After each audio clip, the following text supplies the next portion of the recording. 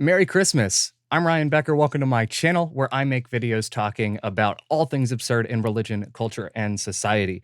But about 20 minutes ago, I came across this video a really good friend of mine posted yesterday. He recently moved from where I am in Chattanooga, Tennessee, up to Worcester, Massachusetts. And so he posted this video about why he left. And so I figured instead of talking about something heavy today, or instead of, going into one of my usual absurd topics, I thought I would do something absurd even for my own brand. And instead, have a good time watching this video. I haven't seen it yet. I've only seen probably the first like 5 or so seconds, 10 seconds, up to like his little intro roll. We're going to watch that together. But before we do, if you haven't yet, click that subscribe button and make sure to check out all of the other content that I produce. And with that, let's get into it. Hello friends y bienvenidos to another episode of Café con Leche. Today we're going to talk about why Janice and I moved to Worcester, Massachusetts. And at the very end, I'm going to give you my NFL playoff predictions, but that'll be after the main part. That way. Okay, so first of all, apparently moving away from Chattanooga makes you a Super Saiyan. So I am accepting job offers, and I will happily move to wherever will make me a Super Saiyan. For those who don't know Bryant, he did not have this hair prior to moving, except for like right before he left, because he had it done here before he left. Way those who are not sports balls don't have to listen to it. I swear to you, this is the only thing that I thought of that's not really like an actual reaction to this, but something I thought of when I first saw it. But I just love that his icon somehow found the perfect mix between an Animoji and a me, like from Nintendo. I just love that it's somewhere in between those two things. That's all. You might be wondering what happened. You were making them and then you stopped. I actually did make more, but one of them I taped it and my wife was in the room and she made no reactions the entire time that I taped it. So I was already feeling kind of insecure about the fact that I was a little boring, and then Janice is there and she does. Bro, either I get that you're saying that triggered your insecurity and everything, but that sweater, either that is the total epitome of complete security in who you are, or insecurity. But I'm going to go with the former on this one, because you are rocking that thing. Doesn't react at all. So I'm like, this is definitely boring. I re-recorded that one. The sound on the re-recording was terrible. So at that point I was like, you know what? This topic is not meant to be. I recorded a couple more after that. One of them is in the drafts. The other one was like me getting sad about leaving Crosswalk Chattanooga. And yeah, so fun fact, Bryant, prior to attending and becoming on or joining the leadership team of Crosswalk Chattanooga, which is a church plant in Chattanooga, Tennessee, he had never actually used a crosswalk before. Bryant only jaywalks, always. The point is I'm making them, I'm just not publishing them. Oh, isn't that my life in a nutshell? So enough about those. I cannot emphasize how true what he just said is. This man has more ideas than I have hairs on my head. He also has more hairs on his head than I have on my head. But he is incredibly creative and comes up with amazing concepts and ideas. And I'm just really thrilled to see him actually posting videos and putting stuff out there. I think this is just really cool. And this is a way also for me to stay connected to him since he moved away. Undone files. We have moved to Worcester, Massachusetts. The reason why we moved here is actually pretty simple. He really wanted to move somewhere else because we live in like a sub part of Chattanooga called Ottawa, but he really wanted to move somewhere where everyone would constantly mispronounce the name of his town. That was just like his dream in life. That's my guess. When Janice graduated from nurse practitioner school, we thought about potentially moving then, but with the transition from nurse to nurse practitioner being so dramatic, we felt like it was a good idea for her to get some experience in Chattanooga before we relocated. This year, we kind of started thinking about potentially relocating. When the pandemic hit, Janice, as you guys probably know, felt motivated, called to go serve in one of the COVID-19 assignments and did so in New York City. Yeah, Janice actually flew out to New York City near the beginning of the pandemic and served out there, I believe, for about a month and a half or so. And was doing an amazing job out there. It that is an incredibly tough position for her to have been in. And yeah, like there's nice pay involved in that, but the reality is like being in an environment where you basically know that people are going to die, that's really hard. And to voluntarily choose to do that at an accelerated rate for a couple of months is is incredibly noble. And to any nurse practitioners or nurses out there that did anything similar or even served throughout this pandemic, like thank you for that. Thank you for what you do, and it is appreciated. And Merry Christmas to you as well. Um, all right. And that was a pretty dramatic, no, the right word, that was a transformative event for both of us, really. She came back and we began to think about maybe going somewhere else where she would be able to practice in the specialty that she wants, which is inpatient, for those of you who are medical people and understand that terminology. So we sent out feelers through the country, and those of you who are else medical people and understand. Not me, Obvi. I see where that poet preacher coming in. I see that poet. All right, I see it. That those rhyming skills, man. You got that down. You're gonna reinvent the iambic pentameter. All right, I just know it. I just know you're gonna do that. And that terminology. So we sent out feelers through the country, and the only one that came through in the specific specialty, you know, the major motive for going somewhere else, was here in Worcester, Massachusetts. The reason why we felt like that was a door opening was because although I had the most amazing friends in the Chattanooga area, Aw, thanks.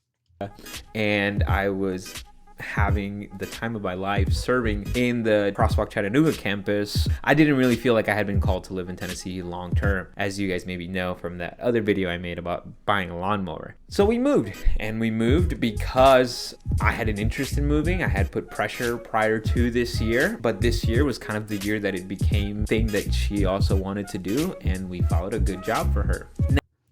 All of that is just a really roundabout way of saying that he really wanted to move somewhere where people would have trouble pronouncing the name of the place that he lives when he tells them where he lives, or when he puts it down in writing. Like he really just wanted to have to spell that out to everyone that he comes in contact with.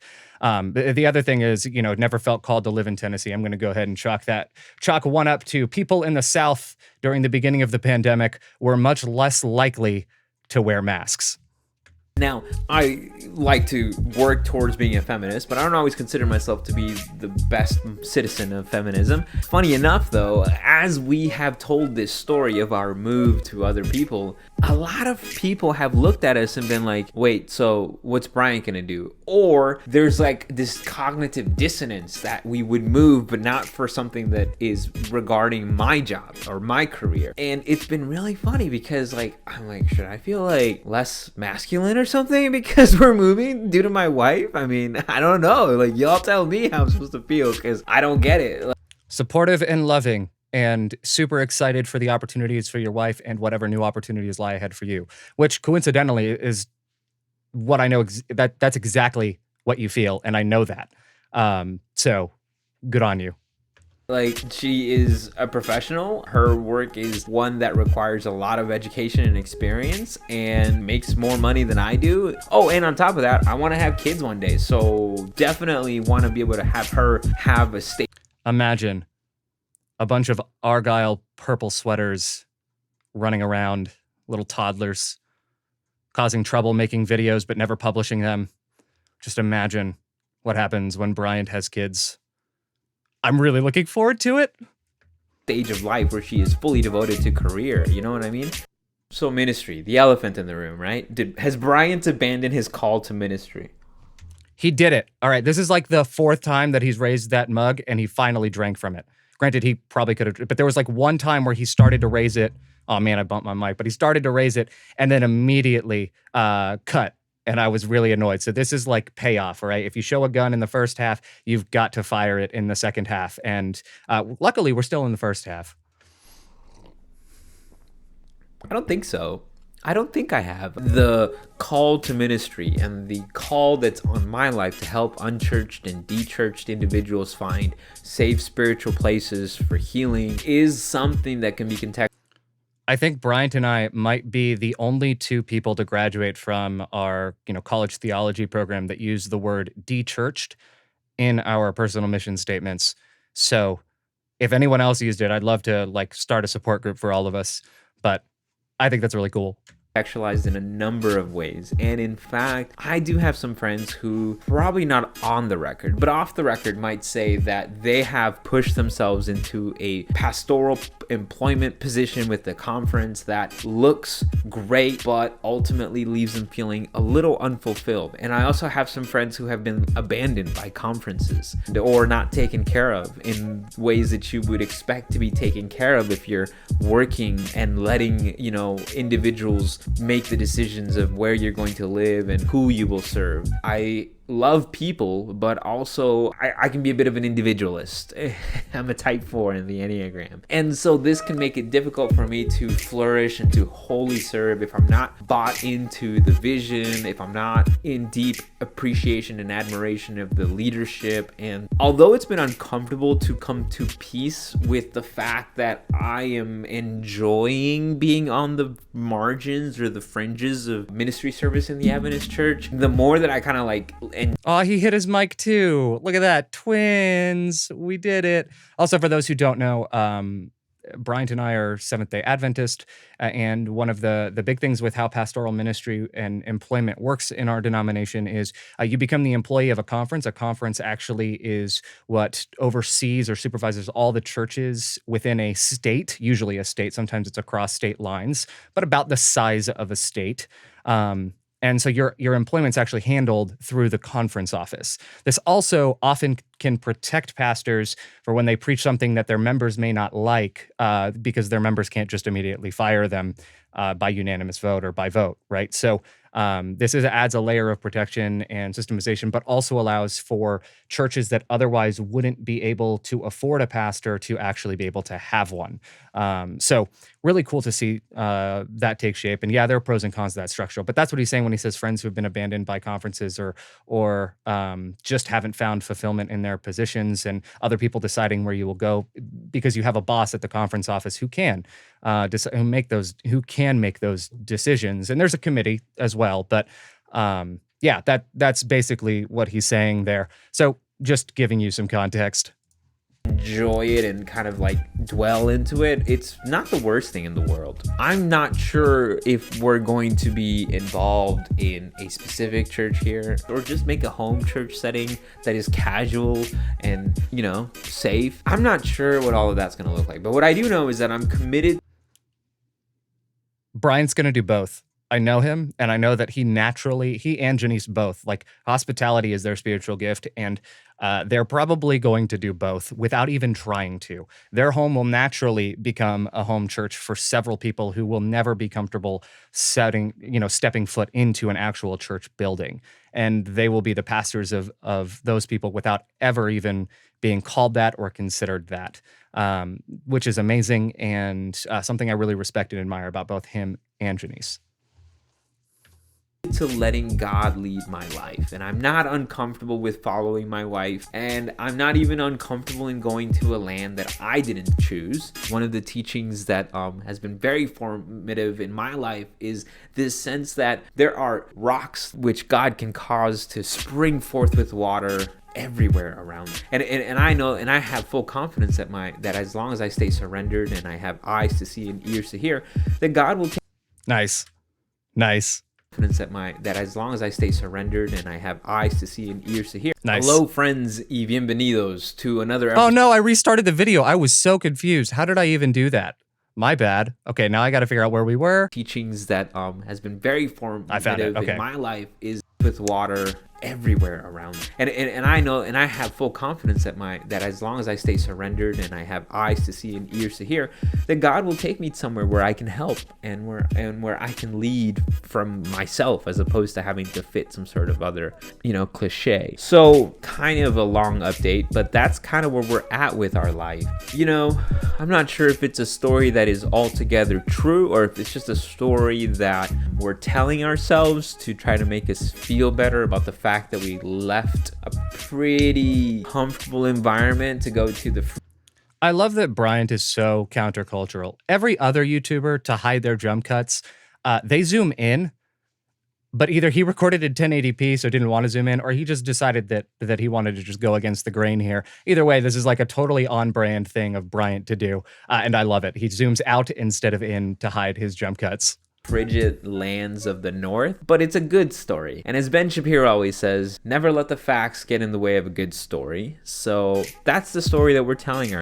Low-key shade, I'm here for it. That all of the water levels around the world rise by let's say 5 feet over the next 100 years, say 10 feet by the next 100 years, and it puts all the low-lying areas on the coast underwater, right? Which, let's say all of that happens. You think that people aren't going to just sell their homes and move, sell their homes and move, sell their homes and move? Ourselves, and it's the story that we will continue to tell ourselves over the next few months and perhaps even years. I don't know what God will do with us here in Massachusetts, but I do know that we're excited and that God is with us, and that if you ever want to come through and hang out in these cold places, we'd be happy to have you, as long as you took the vaccine. Yes, so go check out his video in the link below, in the link in the description. But yeah, this is that's my friend Bryant. I love him to death, and Janice as well, his wife. And Bryant, well, hold on. There's like a few seconds left. I want to know what you put at the end of your video. Thank you so much for watching, guys. Don't forget to give it a like, and I do appreciate everyone letting me know how much you enjoy hearing me on screen, because it makes me feel like I'm going somewhere with myself. So predictions, NFL playoffs. All right, so it's starting to look like the number one seeds are going to be settling into place. I do think home field advantage is going to matter again because of the fact that only one team gets a bye. So I'm expecting the Super Bowl to be the Kansas City Chiefs against the Green Bay Packers, and I'm calling a two-peat. I'm calling Patrick Mahomes going back-to-back like Brady and Elway. Obviously kidding. Bryant, I just want to say, I love you, man. And I'm sorry that we didn't get to connect before you moved away. Unfortunately, I got put in quarantine literally the last 2 weeks that you were here that I was aware of, in between you needing to move and life. It just never happened. But you already knew, like, I was fully supportive of it. And man, I just want to tell you how proud I am of you for pursuing helping or supporting your wife as she pursues her career, for lifting her up, and for following what God is calling you to do as well, man. I'm excited for you wherever you go, and can't wait to connect with you guys again. And yeah, can't wait to see you post-vaccine as well. So Merry Christmas, man. And to everyone else who is watching, if you've made it this far through this ridiculous video, make sure to go subscribe to Brian's channel. But also make sure you hit the subscribe button here, like this video, and check out the other content that I do as well. And with that, I hope you have a Merry Christmas, and we will see you next time.